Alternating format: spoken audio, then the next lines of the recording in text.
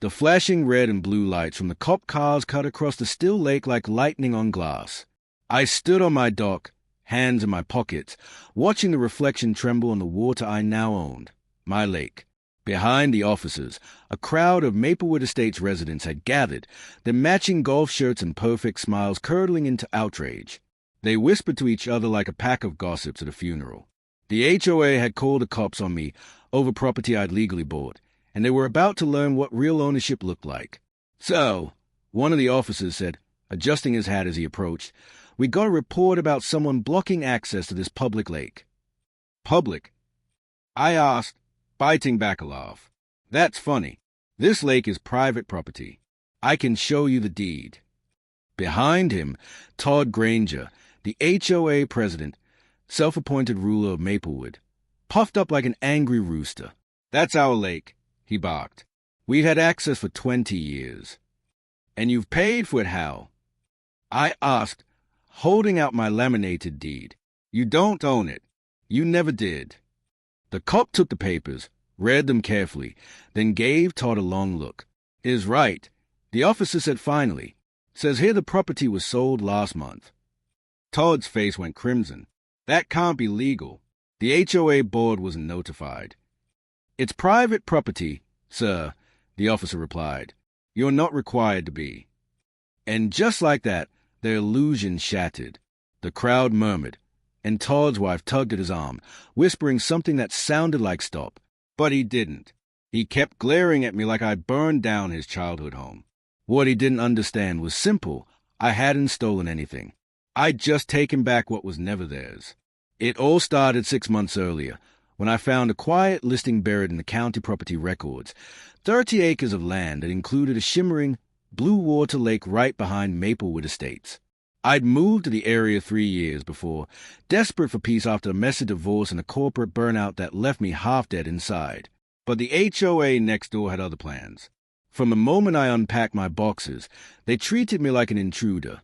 The first letter came a week after I moved in. "Your mailbox is not HOA compliant in color or design." I wasn't even part of the HOA. Then came complaints about my truck, unsightly vehicle not appropriate for neighborhood standards. Then my lawn, grass height exceeds regulation. They even reported me for burning leaves on my own property. Every week it was something new, another petty attempt to remind me that I didn't belong. Todd Granger was behind it all. He was a kind of man who treated authority like a hobby, living for the thrill of telling other people what to do. When I ignored his friendly reminders, he escalated. He showed up at my door one afternoon, clipboard in hand, talking about community values. His smile was thin, his tone condescending. I closed the door before he finished his sentence. From then on, I was enemy number one. So when I discovered that the lake, the centerpiece of their precious neighborhood, the one they brag about in every real estate ad, wasn't actually owned by the HOA, I knew what I had to do. The lake had belonged to a family trust for decades, but the last heir had passed away, and the estate was selling it off quietly. I bought it in cash. The day the papers went through, I drove down to the dock and stood there, just listening. The water lapped softly against the wood, and somewhere across the lake, I could hear the faint hum of laughter, Maplewood residents having one of their weekend barbecues. They had no idea that their favorite fishing spot, their boat ramp, their summer playground, all of it now belonged to me. I wasn't planning to cause trouble. Not at first. I even considered reaching out to the HOA, offering a simple access lease. Something fair. But the first time I put up a small sign that read private property, trespassers will be prosecuted, it disappeared overnight. The next morning, someone spray-painted Community Lake Forever on the side of my boathouse. That was the moment I realized what kind of war I was in. They started small, nasty notes in my mailbox, trash left at the edge of my driveway. Then came anonymous complaints to the county, false ones about unauthorized shoreline modification and environmental hazards. One morning, I found my gate lock cut. A few days later, someone had thrown a dead fish onto my porch. Every move I made was met with resistance. And through it all, Todd smirked at me whenever we crossed paths, like he knew I couldn't do anything about it. Except I could.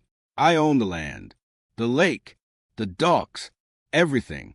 After the police confirmed the sale was legitimate and left The HOA crowd slowly dispersed, grumbling and muttering threats about lawyers.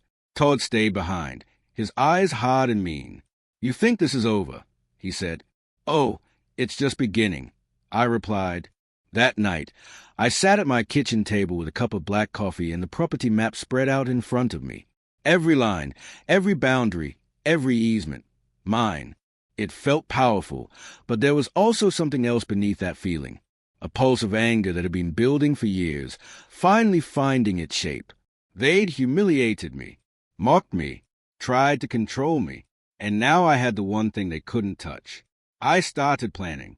The next morning, I called a surveyor to clearly mark the lake perimeter with bright orange stakes. Then I hired a contractor to install a tall, steel gate at a community boat launch, the same ramp the HOA had built without any permit on what was technically private land. When the work was finished, I hung a new sign. "Private access only. Trespassers will be reported." It gleamed like a weapon in the morning light. A few hours later, I saw Todd standing on the other side of the gate, red-faced, phone pressed to his ear. By evening, an HOA-wide email was circulating. I got a copy from a sympathetic neighbor, calling me a hostile outsider and urging residents to defend their right to community access. That same night, someone cut the padlock off the gate. I replaced it with two. They called the police again. This time, I didn't even bother walking down to the dock. The officers left within 10 minutes. When you own something, it's amazing how fast the law starts working for you. Still, the retaliation didn't stop. The HOA filed a civil complaint claiming historic communal use. It was nonsense, a baseless attempt to pressure me into submission. They posted signs calling me greedy, even distributed flyers saying I was destroying neighborhood unity. The next time I drove through Maplewood, I saw mothers ushering their kids away when I passed by, as if I was some kind of criminal. But I didn't care, because every night, when the sun sank and the lake turned black and glossy, I would stand on my dock and watch the reflection of the Maplewood lights flickering on my water. Each one was a reminder that they depended on what I owned, and they hated that more than anything. Still, a part of me wondered if I'd gone too far. Was I really protecting my rights, or was I just getting even? It's strange how revenge can feel like justice and poison at the same time. The more they pushed, the colder I became. Todd didn't know it yet, but the real retaliation hadn't even begun. I was done defending. It was time to make them regret ever crossing me. I had planned for getters to be meticulous, not loud fireworks or petty sabotage, but a sequence of moves that would undermine Todd's authority and expose the HOA's rot so thoroughly that they could never rebuild it. The gate and the cameras were step one. The rest had to be surgical. First, I let them escalate. People often reveal their true nature when pushed. Todd started with petitions. He gathered signatures and made noise, surrounding himself with neighbors who were more loyal to the idea of Maplewood than to any actual fact. He organized a community Reclaim the Lake rally that looked like a summer festival at first glance. Kids with foam boats, string lights, coffee in thermoses. I watched them march down to the lock gate that evening, banners fluttering, and felt something like pity. They were marching into a trap of their own making. While the rally swelled, my cameras recorded everything. I had installed more than motion sensors and locks. I'd also wired the main path with pressure tile that registered heavy foot traffic, and I used doorbell cams wired to a server that time-stamped every approach. The footage was mundane at first: umbrellas, picnic baskets, a toddler reaching for a balloon. Then Todd, in front of the crowd, climbed the gate and started to shout. He called me a name I'd heard in gossip for weeks. "Pariah," he said, loud enough for the microphones to pick it up. He urged the residents to cross the boundary, to reclaim their lake. That's when one of his supporters, a neighbor named Martin who liked to mix protest with bravado, stepped onto the newly marked private property and took a swing at one of the cameras. The camera's casing shattered. Martin laughed and shoved the smashed plastic off the railing like a prize. He didn't notice the slim card I concealed beneath the dock planks, an evidence cache that recorded audio and video in high definition and forwarded it in real time to a secure off-site server. By morning, I had a dossier. There were hours of footage of people cutting locks, dragging boats through the reeds, and, crucially, several conversations that proved collusion between members of the HOA board and the trustee who'd sold the land. Todd had been promising cheap access and amenities to favored families in exchange for cash donations geared for community upkeep. Those donations, the recordings showed, were funneled into private accounts. There were receipts, voice messages, and, best of all, a voicemail from the trustee himself admitting he couldn't wait to get the property off the books and that he'd given Todd a heads up about the sale before listing it publicly. The smell of rotten entitlement turned sweet. I wanted the confrontation to be undeniable. Not he said, she said, but a stack of evidence that would make county lawyers salivate. So I arranged for everything to be delivered all at once. I scheduled a meeting with the county prosecutor and left a sealed envelope on the desk of the local paper's editor with a note. For the public interest, I filed a civil complaint of trespass and vandalism, attaching the footage and the transaction trail. I also contacted several homeowners who had refused to support Todd Crusade, quietly, respectfully, and offered them copies of the evidence. A few were aghast. Others were relieved. A couple cried. Once the county opened an inquiry, the game changed. People who had been loud in the clubhouse suddenly had to think about subpoenas and forensic audits. Todd's theatrical rants about community rights sounded hollow next to bank statements. The local paper ran a front-page piece with images from my server, a picture of Todd sliding his friend's boat through a break in the fence, a screenshot of an email promising special rates, and the trustee's voicemail printed verbatim. The headline read, HOA president accused of selling access to donations. There was a crucible quality to the fallout. Todd didn't go quietly. He called emergency board meetings, hired a lawyer who specialized in delaying tactics, and tried to spin the donations as legitimate community fundraising. Some neighbors rallied to his defense, convinced that a man who had shaped their neighborhood for a decade couldn't be corrupt. Others, embarrassed or pragmatic, distanced themselves. The friend who had trafficked the camera refused to speak when served with a subpoena. Several families withdrew their support for Todd, citing fear of legal entanglement and concern for their reputations. But I didn't want only criminal or civil penalties. I wanted to fracture the social structure that made abuses like Todd's possible. So I targeted the narrative. I organized a community forum, publicly open, and invited county officials, the newspaper editor, and every homeowner. The notice of the meeting went out with the county's audit attached as a PDF. People who had been caught off guard found their names in black and white. When Todd stood to speak that night, his voice trembled. He attempted to defend the donations as approved maintenance, but the audio evidence of his side deals played over the PA system, clear, unadorned, unexplainable. The final blow was procedural. Among the documents the county discovered was proof that several docks and structures the HOA claimed to have built were, in fact, on private parcels, edges of shoreline the HOA had no legal right to modify. They had cut trees, dredged portions of the bank, and installed fixtures without permits, environmental violations that carried fines and demolitions. The discovery was a spectacular irony. Todd's moral high ground was built on a foundation of illegal construction. When the county issued fines and orders to remove unpermitted structures, that was when the real unraveling began. Neighbors who had once cheered for Todd now faced the possibility of losing docks, paying hefty fines, or being named in lawsuits. A few who had been his closest allies tried to make deals. They approached me privately, sleeves rolled up, eyes earnest. Some offered apologies. Others asked for temporary access codes in exchange for signatures on documents that would absolve them of liability. I was merciful sometimes, pragmatic at others. I granted code to families who demonstrated contrition and a willingness to abide by property rights. Those who had been willfully complicit received letters from my lawyer demanding restitution. The social fallout was more devastating than any penalty. Bridges burned. Conversations at block parties turned into awkward silences. Todd's wife, once an emblem of the neighborhood's civic spirit, refused to meet my gaze in the grocery aisle. Martin's teenage daughter, who had grown up fishing in the lake, entertained her friends in hushed tones about whether their father would have to sell his boat. Revenge, in the end, is not just an avalanche of consequences. It's a steady erosion of legitimacy. Watching that erosion, I felt a complicated satisfaction. The thing that had hurt me, that had tried to render me less than, had been exposed for what it was, a fragile edifice propped up by small cruelties masquerading as tradition. But I wasn't blind to the collateral. A few old-timers, people who had fished there for years and never participated in Todd schemes, lost access for a while.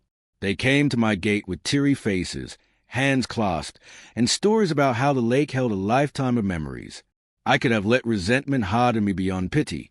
Instead, I set up a community fund, paid for by access fees I collected, which subsidized licenses for those in genuine need and offered limited community days. It kept the peace in a way that felt right, not as compromise, but as acknowledgement that a place can be cherished without being owned by entitlement. There were legal victories. 2. Todd was removed from the HOA board after a vote that read like a purge. The county prosecuted the trustee for failing to disclose conflicts of interest during the sale. A civil suit forced the trustee's estate to pay penalties and return some funds to the community for restitution. The HOA's bank accounts were audited, and several board members were required to make restitution for misappropriated funds. The docks deemed illegal were either relocated or rebuilt with proper permits and a transparency that would have embarrassed them tenfold before the scandal. In the weeks that followed, a cautious equilibrium emerged. The lake remained private, under my ownership, but with clear, fair rules. Families who had never been part of Todd's inner circle were given passes. Events were scheduled through a modest reservation system that I publicized openly. I reopened access for cooking classes for local kids and permitted a small charity group to run low-impact fishing programs on designated days. It felt like a reasonable middle ground, boundaries respected, memories preserved, and accountability enforced. On the day the last legal motion was settled, Todd walked the shoreline alone. He stood on the highest ridge and looked down at the water that had been his kingdom and was no longer. He held a sack of something, coffee grounds, maybe, or seed, and scattered it with a slow ritual of someone trying to perform penance. He didn't look toward me. He didn't meet my eyes. The spectacle, once his command, had dissolved into a private, hollow ritual. I watched him from my dock, the slipshod edge of our conflict between us, and felt no triumph that tasted like gloating. The victory had a sterile quality, like the squeak of a court gavel. Justice felt good, yes, but it also required vigilance and rigor. The revenge I had engineered had not been about petty humiliation. It had been about dismantling a structure that used communal language to cover private gain. In that, I had succeeded. Months later, when the lake was placid and the summer's sunlight lay like a sheet of glass across the surface, I left the gate open for a single Saturday and invited everyone from the neighborhood to come down. It was a small, understated thing. Coffee, bread, a bookshelf of fishing novels brought by a neighbor who had returned her apology in the form of shelf-stable dignity. People came with guarded steps at first, then with laughter that felt like a cautious truce. Todd stayed away. When a child launched a paper boat and it skimmed across the water, the old ache I had felt after the fight quieted. That ache was not regret over the consequences. It was a residue of a life where respect had been earned through resistance. I had wanted peace enough to pay for it, hard as that price had been. The lake shimmered, private and silent, reflecting a sky that had weathered storms. I walked the shoreline that evening, collected the trash left from the impromptu gathering, and sat on the dock until the stars stitched themselves into the black. The silence that settled around me wasn't the absence of noise so much as the presence of something steadier. The noise at boundaries, when enforced with fairness rather than spite, can protect what is worth protecting. Revenge had been the instrument. Justice was the composition. And as the moon traced a thin, silver path across the water, I allowed myself one small, unguarded thought. Some victories are less about proving you were right and more about making sure the next person understands that respect and ownership are not interchangeable.